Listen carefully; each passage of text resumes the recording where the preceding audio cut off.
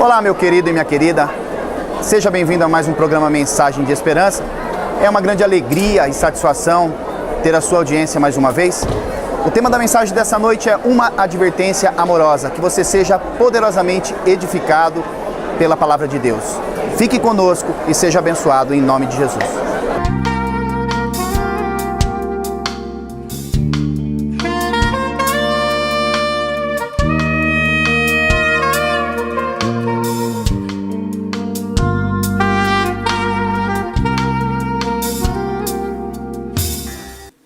Mas o Espírito expressamente diz que nos últimos tempos apostatarão alguns da fé, dando ouvidos a espíritos enganadores e a doutrinas de demônios, pela hipocrisia de homens que falam mentiras, tendo cauterizada a própria consciência, proibindo o casamento e ordenando a abstinência dos manjares que Deus criou para os fiéis e para os que conhecem a verdade, a fim de usarem deles com ações de graças.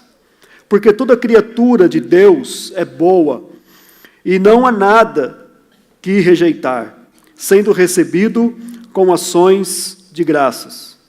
Porque pela palavra de Deus e pela oração é santificada. Propondo essas coisas aos irmãos, serás bom ministro de Jesus Cristo, criado com as palavras da fé e da boa doutrina que tens seguido. Mas rejeita as fábulas profanas e de velhas, e exercita-te a ti mesmo em piedade.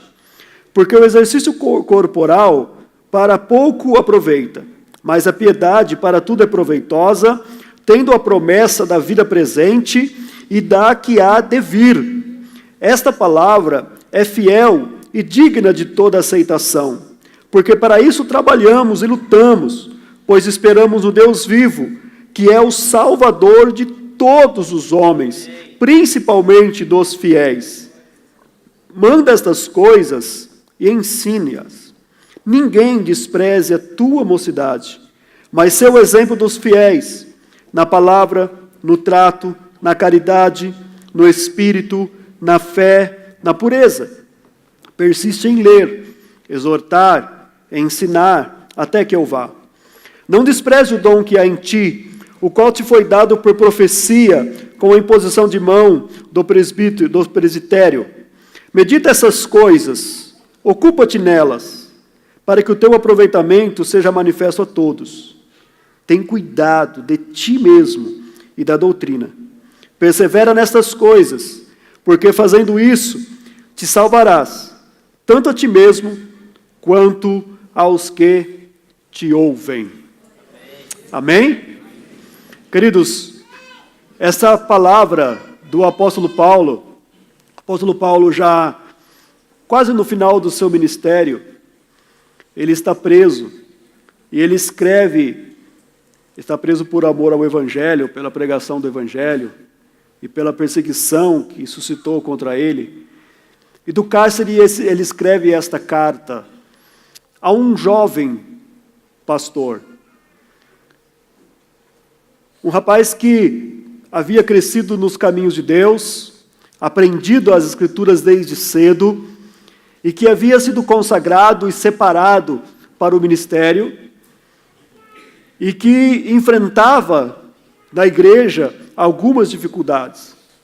Mas esta carta, ela não é somente para aquele momento do qual o jovem Timóteo, o pastor jovem Timóteo, estava à frente da igreja ou do rebanho de Deus, mas também ela é uma carta que é uma profecia, é um escrito que serviria por muitos anos e que se aplica absolutamente, completamente, para os dias de hoje. São conselhos de um pai amoroso. São conselhos de um Deus que se preocupa em como os seus filhos estão vivendo. E todos aqueles que tomam a decisão de se tornarem um seguidor de Jesus, ele deve passar por algum tempo na sua vida.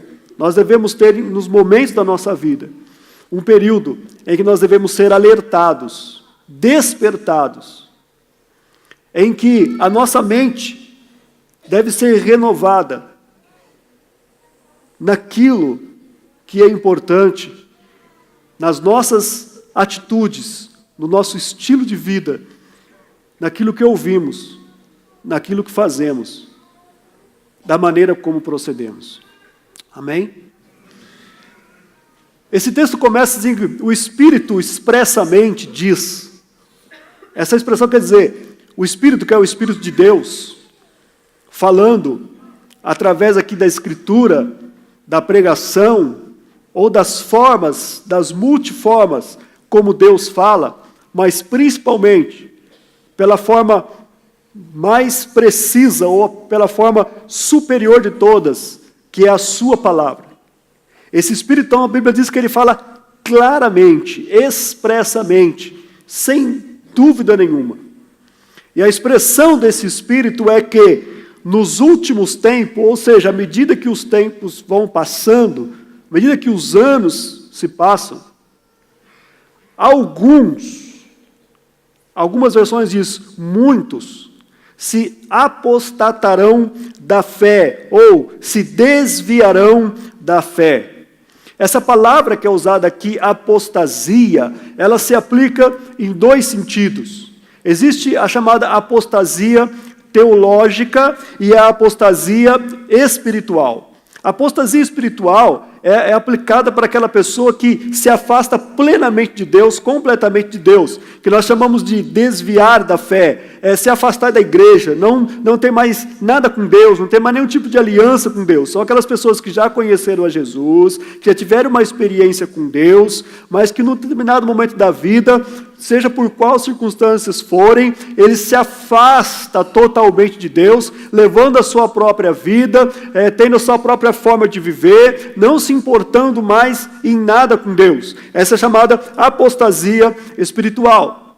O segundo tipo de apostasia é chamada de apostasia teológica. São aquelas pessoas que não se afastam completamente de Deus. Eles ainda são religiosos, eles ainda pertencem a uma igreja, eles ainda têm convivência entre pessoas que promulgam ou que testemunham de uma fé em Jesus. Eles estão junto com aquelas pessoas que seguem a Cristo, porém, eles se afastaram dos ensinos primordiais, fiéis, verdadeiros, autênticos da palavra de Deus. Essas pessoas criaram verdades pessoais, verdades próprias. A palavra de Deus, as Escrituras Sagradas, o verdadeiro Evangelho, já não lhe importa mais. A pessoa não considera isso. Começa a dizer que as Escrituras são cheias de falhas, que existem muitas coisas que não foi entendido direito, e começa a criar as suas próprias verdades, e começa a criar os seus próprios caminhos, e começa as expressões mais assim, eu acho que é isso. As pessoas dizem, mas eu não acho, eu acho que é assim, eu acho. Essa é chamada apostasia teológica, que se afasta, ou doutrinária, que se afasta da doutrina, do ensino autêntico, primitivo da palavra de Deus. Essa característica, então, dessas pessoas tem mostrado o seguinte, que muita gente vai seguir essa ideia, vai seguir essa ideologia. Muitas pessoas, a Bíblia está dizendo aqui, que à medida que o tempo passa, alguns ou várias pessoas vão gostar disso e vão seguir essas ideias, vão dar ouvido a esse tipo de pensamento, mas não só ouvir, mas eles vão fazer disso o seu modo de viver, afastando-se da verdadeira fé em Cristo, apostatando-se da fé autêntica no Senhor. Qual que é a base dessas pessoas? No que elas se baseiam? De onde vem esse ensino? E aí o apóstolo Paulo fala claramente, dando ouvidos a espíritos enganadores e doutrinas de demônios. Veja bem que o texto começa dizendo assim, o Espírito, e o Espírito aí é o Espírito Santo, é o Espírito de Deus, ele fala claramente, Isso é, ele fala com verdade. A palavra dele, o que ele diz, não tem nada escondido, não tem nada oculto. O que ele diz está às claras, está para ser visto. Mas o outro espírito que atua é um espírito de engano. Engano aqui é encobrir a verdade, pôr um pano por cima. Está falando de ensinos baseados em trevas. E esse ensino também, a Bíblia diz aqui que são doutrinas ou ensinamentos de demônios.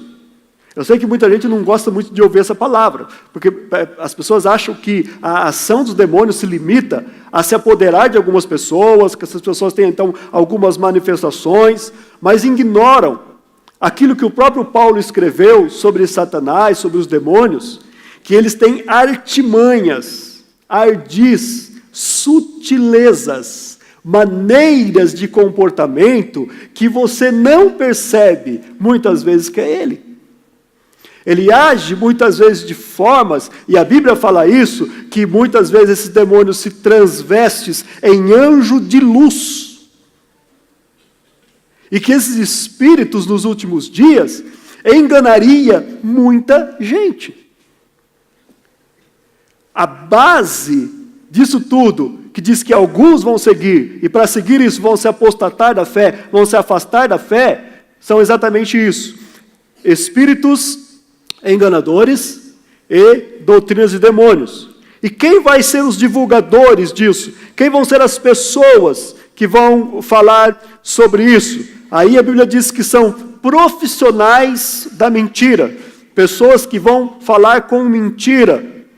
Mas essa mentira deles é baseada numa mente cauterizada. Para você entender mais claramente o que é isso. São pessoas que mentem tão bem que eles acreditam na própria mentira. A mentira deles se tornou tão convincente para eles, que eles falam essas mentiras, sabendo lá no fundo que é mentira, mas eles falam como se fosse a mais absoluta verdade. E vão divulgar isso. Então são ilusões demoníacas dos espíritos das trevas, que falada por profissionais da mentira.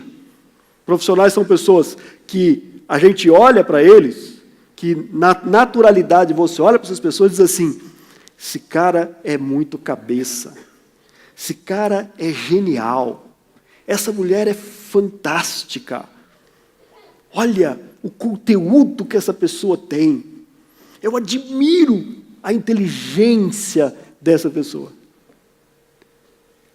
Queridos, e existe tanto disso hoje, nós vamos aprofundar um pouquinho mais isso aqui, você vai perceber isso.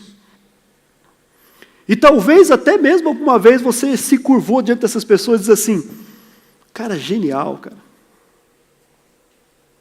Talvez seja até alguém que você segue no Instagram, alguém que você vê os vídeos dele no YouTube todos os dias, alguém que você assiste na televisão, considerado como um gênio, uma pessoa muito sábia e muito inteligente.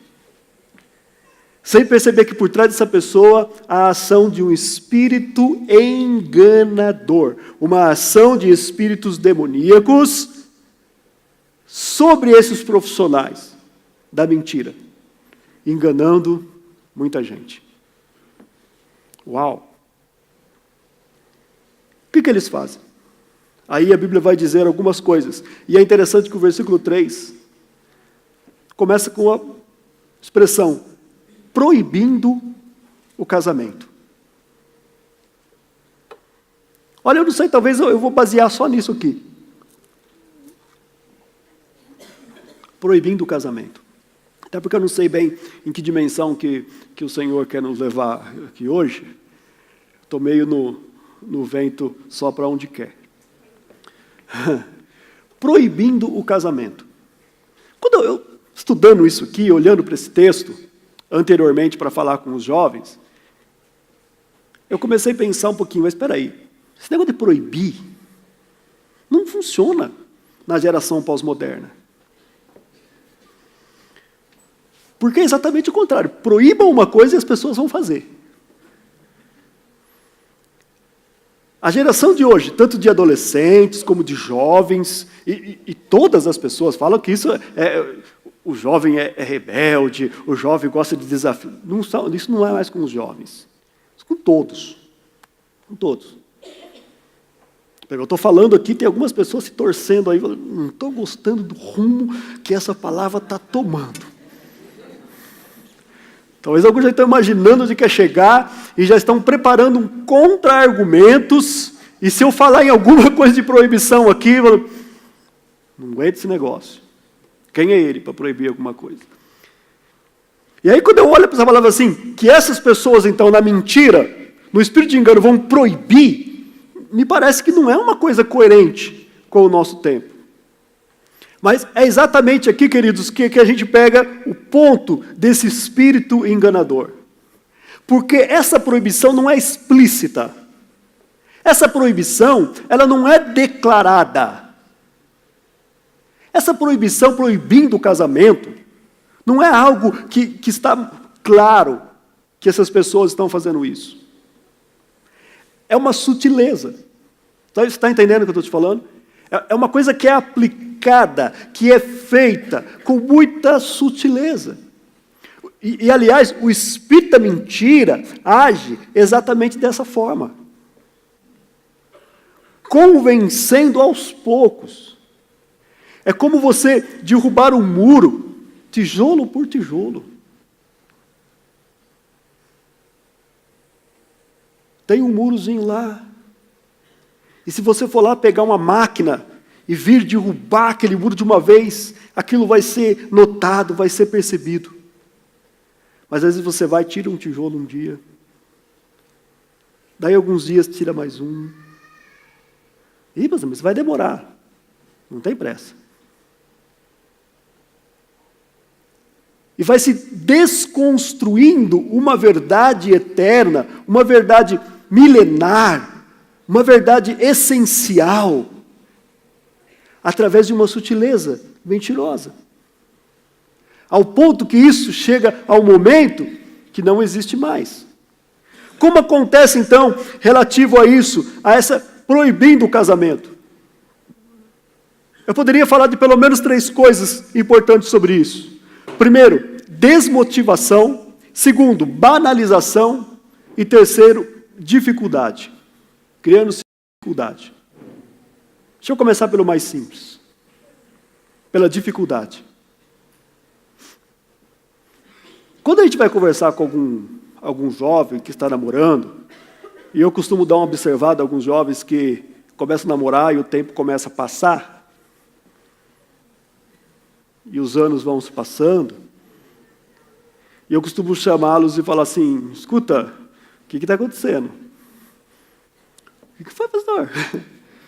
Ué, esse casamento, esse namoro aí não vai ter casamento? Não está fácil casar, não. Sabe quanto custa para casar hoje? E quando uma pessoa diz isso, eu estou lembrando desse texto aqui. É verdade que se criou uma indústria do casamento. E eu sei que tem pessoas até que vivem disso. Amém. Deus abençoe que haja muita gente que tenha condição de usar o seu trabalho. Mas na sutileza disso, muitos não se casam. Porque se projetou o sonho do casamento. O sonho do casamento envolve tanta coisa. Um vestido caríssimo, roupas caras, arranjos caros, músicos caros. O único que é de graça é o pastor que faz o casamento. Complicado esse negócio aí, não sei.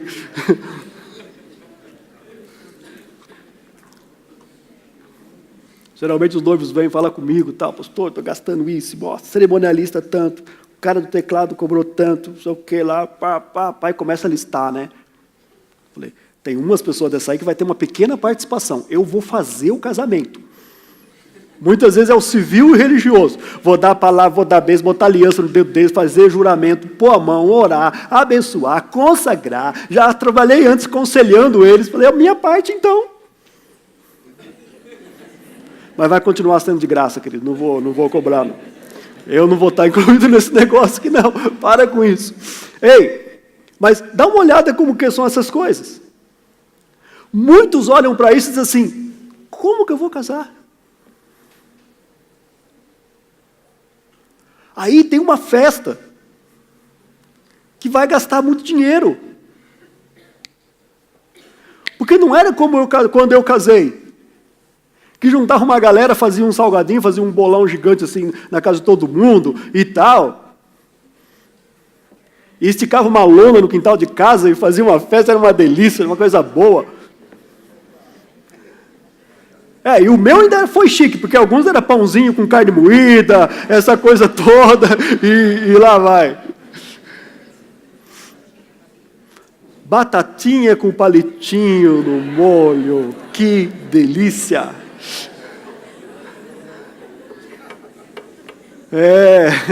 Atira a primeira pedra quem casou há mais de 20 anos, que não teve batatinha no molho no seu casamento. Yes! Mas, querido, tirando tudo isso à parte, muitas dessas questões estão envolvidas nisso. Eu não estou dizendo se você pode fazer uma festa bonita, se você pode chamar todo... Amém. Criou-se também uma dificuldade depois disso, porque montar a casa exige muita coisa. Diz assim, como é que você vai casar hoje sem ter uma TV de LED de 54 polegadas? Uma geladeira daquela gigante, enorme. Não tem nada ainda para pôr lá dentro. Tudo isso está incluído nisso aqui, na dificuldade. Eu sei que talvez você olhe isso aqui até como uma questão de brincadeira, mas é sério. Quantas dificuldades. Depois, se você quiser a formulazinha de um casamento barato, eu te ensino. Tranquilo. R$3.000, dá para você casar legal, bonitinho, bacaninha. Se tiver alguém aqui que não casou ainda por causa disso, eu te dou toda a dica para você fazer e não vou te cobrar nada. Ei, dificuldade. A dificuldade também é que se criou um estigma entre os jovens, que antes de casar, a pessoa precisa estar formada, e formação aqui não é só o curso superior. É a pós-graduação, o mestrado, o doutorado, o pós-doc, especialização no exterior.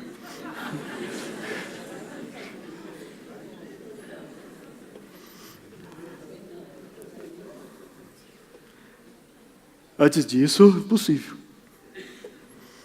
Dificuldades. Segundo, a desmotivação. A proibição do casamento está incluído num item chamado desmotivação. Por que muitas pessoas falam que não vão casar? O grande, exagerado número de divórcios que você vê hoje. Eu não vou fazer aqui, entrar nessa questão do debate do divórcio, jamais, não vou bater a isso. Mas a verdade, queridos, é que essa coisa de divórcio virou brincadeira. Virou uma brincadeira. As pessoas não levam a sério mais uma aliança, não levam a sério mais um pacto, não levam a sério mais um compromisso. Rapazes e garotas que se casam, mas continuam brincando de ser solteiro. Continuam brincando de que vida é um grande parque de diversão. Continuam querendo ter vidas independentes. Não assumem compromissos. Não levam as coisas a sério. E muitas vezes por motivos muito banais. muito pequenos desistem do casamento.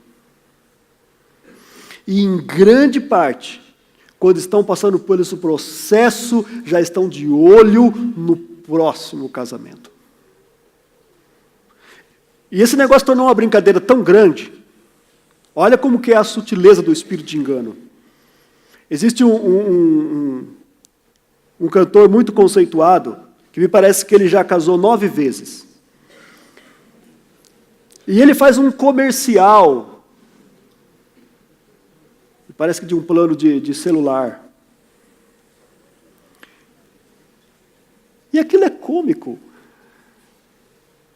As pessoas assistem e acham muito engraçado ele falar aquilo. Ah, você sabe que quer mudar, né? Você já casou 9 vezes. Talvez você já riu disso. A banalização dessa questão do casamento é tão grande que as pessoas levam na brincadeira.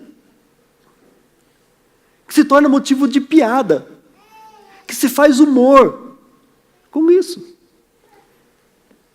Quando deveria nos trazer dor. Não quero aqui dizer, moço, que não existem circunstâncias, que existem situações que... Eu já lutei com casais que chegou um momento que não tinha mais jeito. Mas estou falando que muita gente não tem mais dor por causa disso. É uma coisa muito natural. E muitas vezes, divertido. Essa banalização do casamento. Outras coisas que as pessoas estão desmotivadas, essa desmotivação do casamento, antes já entrando na banalização, é como isso tem sido apresentado. E como a instituição do casamento tem sido vivida. A carta aos Hebreus fala para a gente assim que digno de honra entre todos seja o matrimônio. Olha essa palavra, digno de honra entre todas as coisas que existem, seja o matrimônio, e aí diz, bem como o leito, ou seja, leito ali significa ato conjugal, relação conjugal, sem mácula, sem mancha. Isto é, há um padrão divino, um padrão do Criador, do nosso Criador, daquele que nos criou, de como deve ser a vida conjugal. E aí, dentro dessa banalização, o ponto número 1, onde eu vejo a maior influência das doutrinas e dos ensinos de demônio, é algo chamado pornografia. Deixa eu dizer para te assustar. Não foi uma, não foram 2, não foram somente 10 vezes. Eu já perdi as contas. De casais cristãos que chegaram para mim e disseram assim, pastor, tenho conversado com a minha esposa e a gente tem assistido filmes pornográficos para que a gente possa apimentar a nossa relação. O que o senhor acha disso? O senhor acha que é pecado?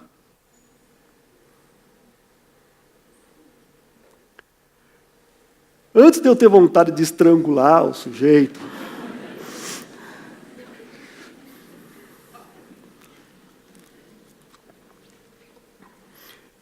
eu respiro fundo e falo assim para eles, tenho falado assim, só vou te dar a dica de onde que vem a pornografia. A ideia da pornografia vem dos porões do inferno. Porão do inferno é o lugar mais terrível do inferno. Por quê, queridos? É uma sutileza do espírito de engano tão grande, que desde adolescentes até velhos, homens e mulheres, têm estado viciados e têm se baseado nesse grande mal que tem afetado o nosso mundo. E o que mais impressiona é que muito pouco se denuncia isso. Isso é muito mais prejudicial do que as drogas, do que o cigarro e do que a bebida. Causa depressão, solidão, carência afetiva crônica e leva as pessoas a um estágio de demência mental.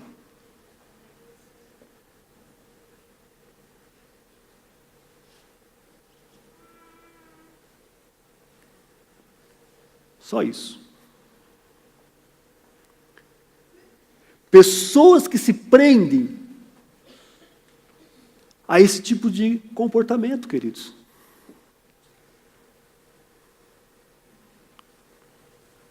Não vou dizer tudo, para não te chocar mais do que você já está chocado, e para que a minha alma não fique tão dolorida.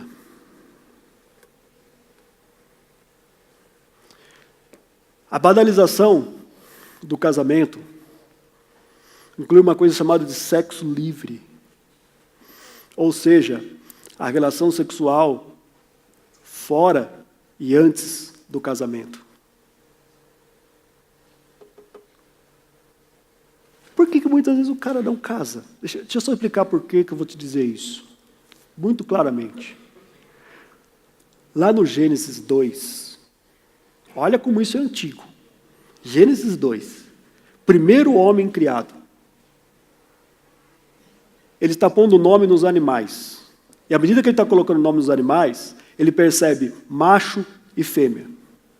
E que cada macho relacionava-se ou interagia com a sua fêmea.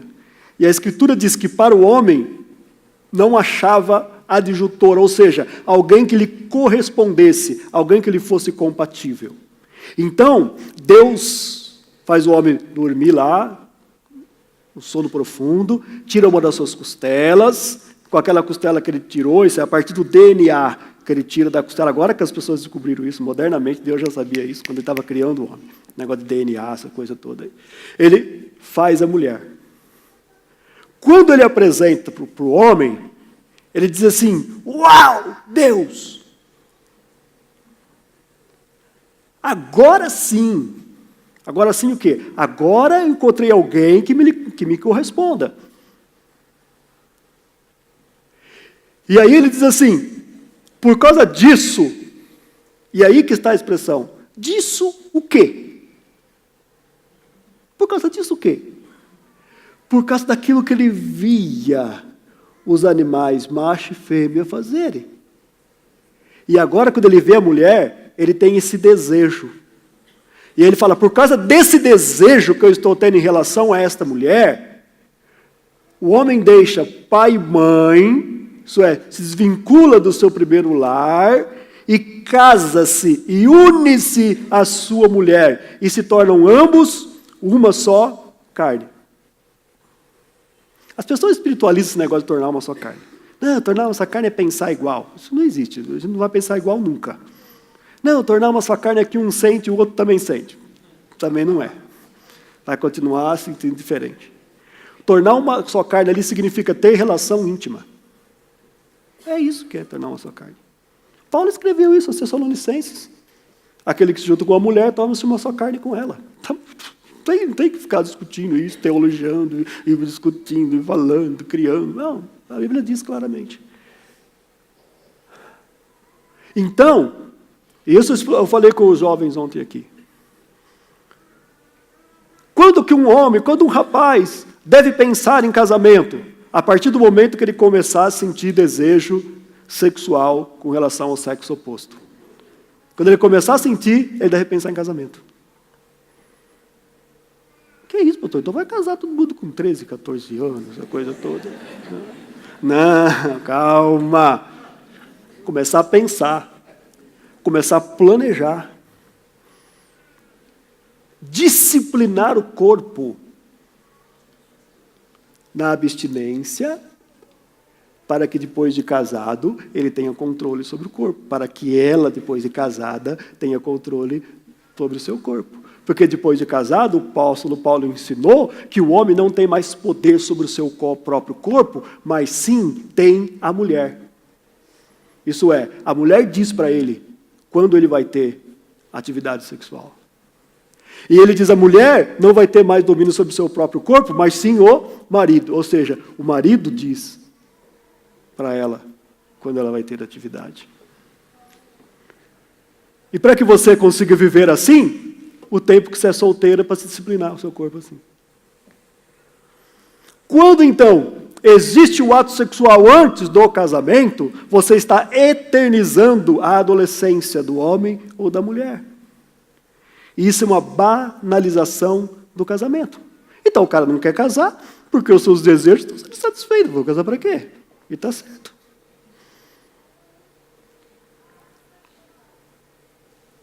E aí Paulo escreveu, o Espírito claramente diz, explicitamente diz, que nos últimos dias surgiriam espíritos enganadores, doutrinas de demônios, profissionais da mentira que iam proibir o casamento com sutilezas. E deixa eu te dizer para você como é que isso acontece.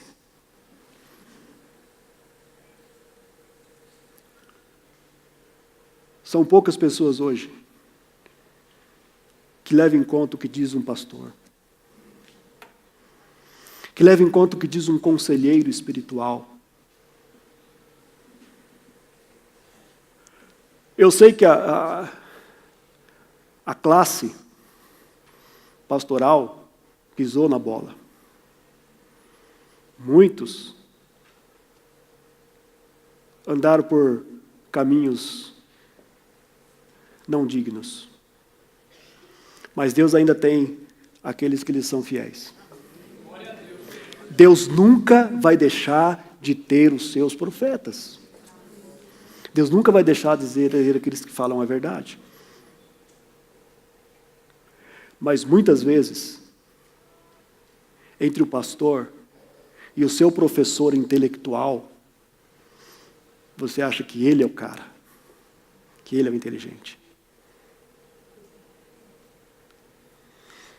Se tem uma das profissões, dos ofícios, eu não chamo nem de profissão, queridos, eu chamo de vocação, que eu mais respeito no mundo é o professor. O verdadeiro professor vocacionado. Eu louvo a Deus por alguns e algumas professoras e professores que nós temos aqui. Deveria ser o trabalho melhor remunerado do mundo.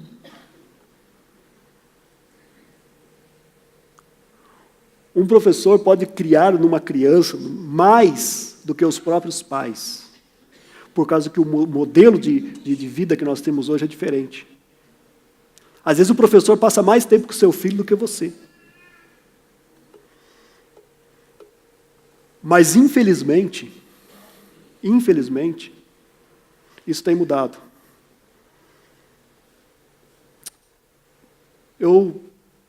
Se eu conseguir achar, eu não vou conseguir achar aqui, mas eu acho que eu vou lembrar para citar para vocês.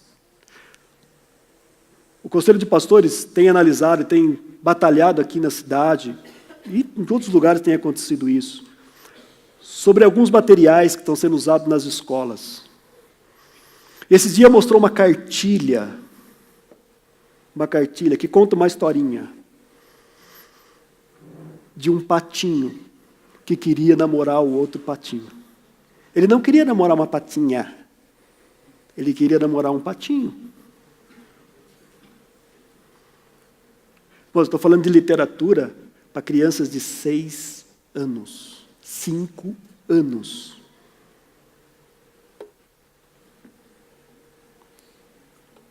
E aí houve um problema.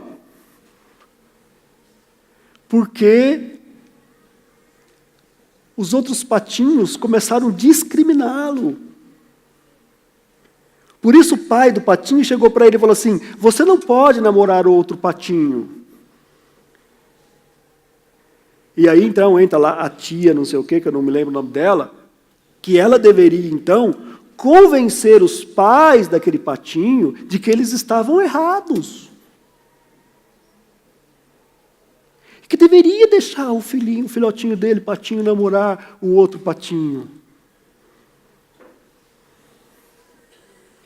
Ei, isso te assusta ou não? A mim me assusta.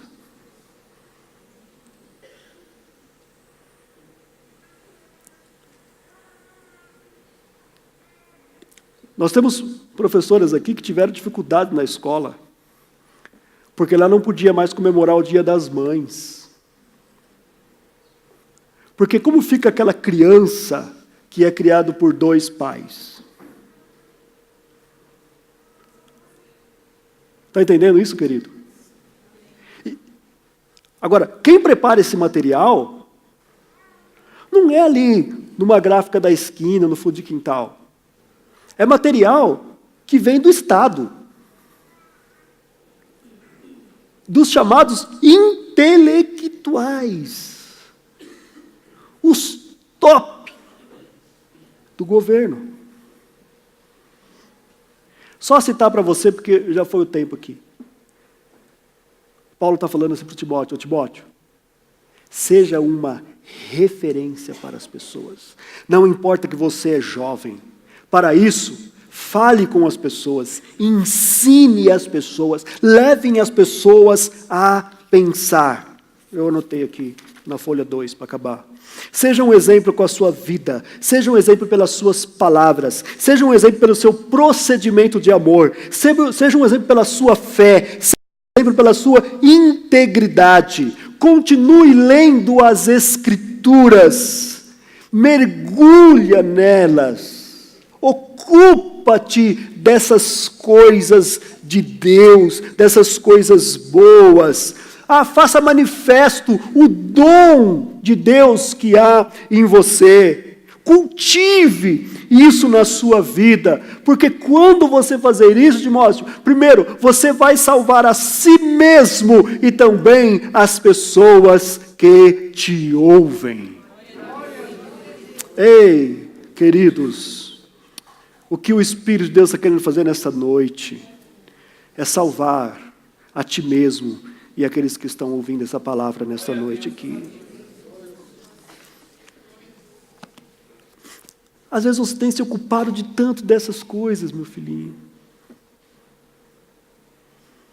Mamãe, papais que estão aqui. Às vezes você tem tomado tempo com tantas coisas na sua vida. Mas você nunca sentou pacientemente com o seu filho e aberto as Escrituras com ele, falado do amor de Deus para ele. Mas você nunca tomou tempo na leitura de um bom livro que o cara de Deus escreveu, que uma mulher de Deus escreveu. Você não segue lá o cara que ora a Deus, que busca na palavra do Senhor e que fala algumas coisas boas para você, coisas que vai edificar a tua alma. Mas você está seguindo tanta besteira. E eu sei que talvez uma grande parte desse público que está me ouvindo aqui está dizendo: pastor, você está falando besteira, cara. Como você pode desprezar essas pessoas que são inteligentes? Queridos, não estou desprezando. Eu estou dizendo qual é a base que quase todos eles têm.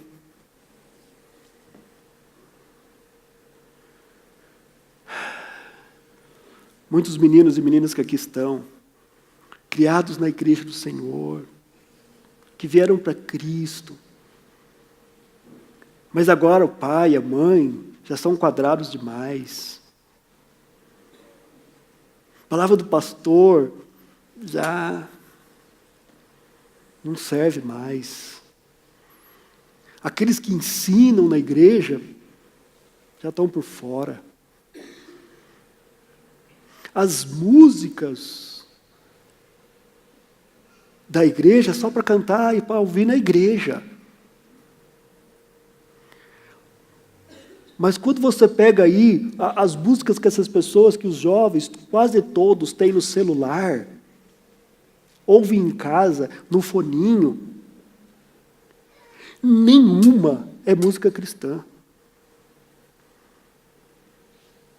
Não existe mais seleção, não existe mais escolhas, não existe mais separação. E eu falo isso com o temor de que quem tem um filho adolescente. Você está entendendo o que é esse espírito? O alimento que eles proíbem, que manda não participar, não é alimento de carne, essas coisas, não. São os alimentos espirituais. Por isso fala hoje batismo com o Espírito Santo. Fala, irmão, as coisas com o Espírito Santo, falar esse negócio. Jejuar. Jovem, fazer um estudo bíblico. Nós tivemos ontem aqui um negócio bem bacana que os jovens organizaram aqui, um bate-papo muito leve, muito tranquilo com os jovens, mas muitos não vieram. Não quer mais ouvir, não tem nada que interessa mais do que o pastor fala.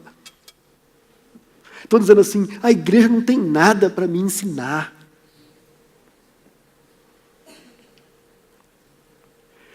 E muitos que não vêm é porque o pai não traz nas reuniões de adolescentes. Nós temos aqui uma equipe fazendo um trabalho aqui com os adolescentes. Queridos, é trabalhoso.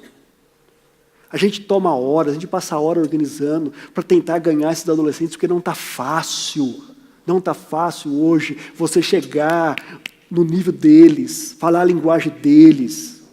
A maioria deles estão reunidos ali fora hoje. Eu sei que tem muita gente metendo pau. Eles viram, porque ele tem que ficar dentro do culto. Ele já tem idade, mas querido, é um momento que nós precisávamos socorrer os nossos adolescentes.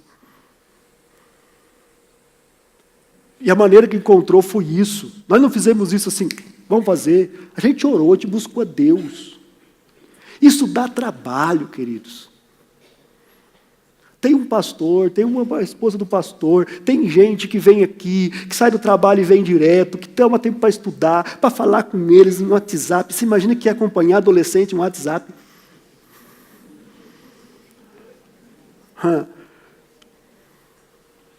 Mas às vezes a gente faz a reunião deles, marca. E aí, por que você não veio? Pô, meu pai, não é só que ele não me trouxe, ele não me deixou vir. Ah, já disse, não. Meu tempo não tinha isso. Querido, o seu tempo não é o tempo deles, meu filho. Ei, gente. Ou nós tomamos consciência que nós precisamos salvar primeiro a nós mesmos, como aqueles que nos ouvem. Amém? Amém.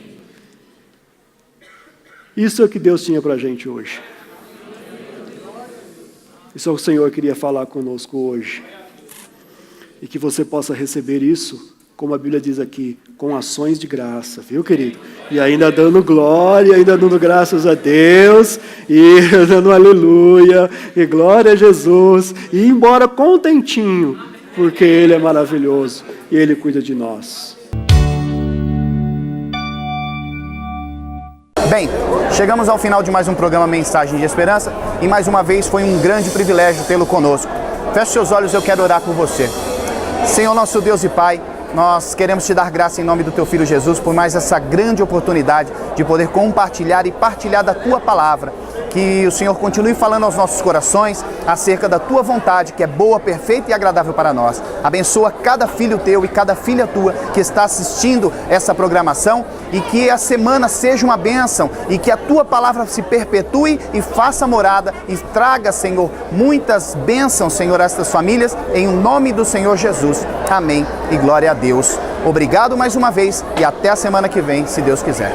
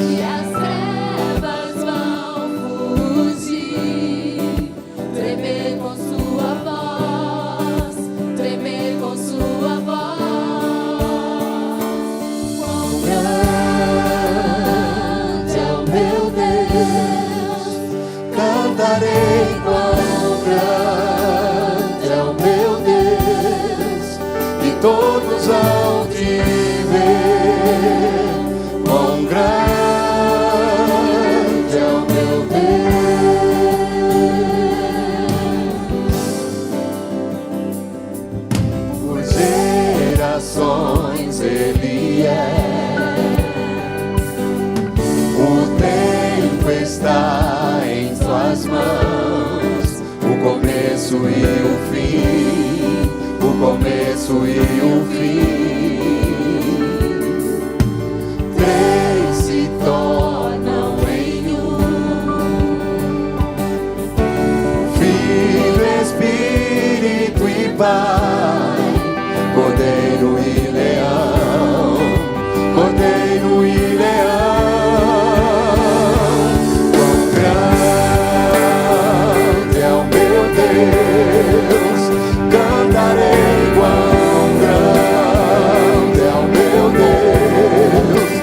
Todos hão de ver quão grande é o meu Deus, quão grande é, quão grande é, quão grande, cantarei quão grande é, e todos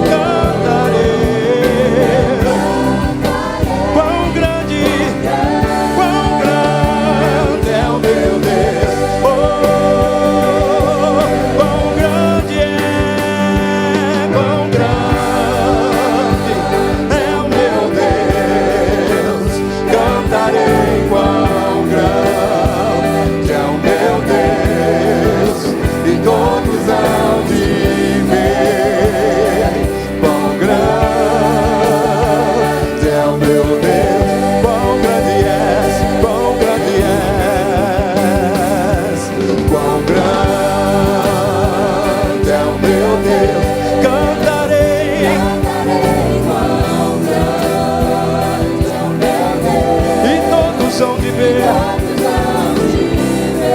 Se você puder, essa parte assim, ó, aleluia. Vamos fazer assim, ó. Se você puder, se ele é bom pra você, diga assim, ó, aleluia.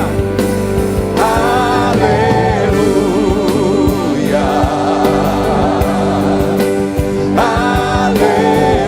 Aleluia.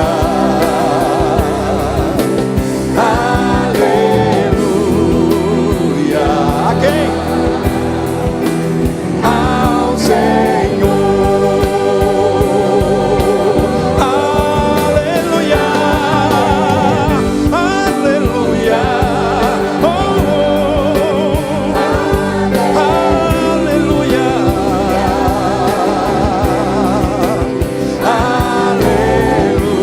Aleluia. Ao Senhor. Aleluia. Aleluia. Oh, aleluia.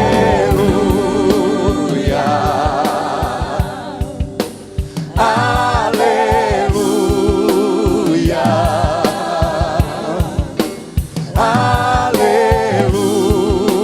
Aleluia. Ao Senhor. Todo ser que respira, louve, louve, louve. Aleluia. Aleluia.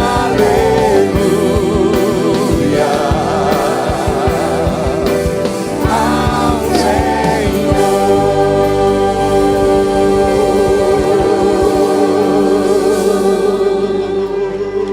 Aleluia. Aleluia. Aleluia. Aleluia. Você tem motivos para jubilar essa noite? Você tem? Você tem? Glorificar o nome dele. Você tem motivos? Você tem motivos? Se você não tem, eu vou te dar um motivo. Você está aqui nesta noite, 19h22, respirando. Você tem motivo para adorá-lo? Você tem motivo para adorá-lo? Aleluia.